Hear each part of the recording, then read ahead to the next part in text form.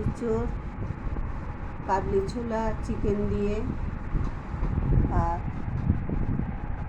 যদি ভালো লেগে থাকে লাইক শেয়ার সাবস্ক্রাইব করে দেবেন। আর রান্নাঘরের ইঁচড়টাকে ডাল পেস্ট করে এরকমভাবে করা হয়েছে, কালকে করেছিলাম। আজকে চিকেন দিয়ে কাবলি ছোলা করা হয়েছে। যদি ভালো লেগে থাকে লাইক শেয়ার সাবস্ক্রাইব করে দেবেন। আর রান্নাঘরের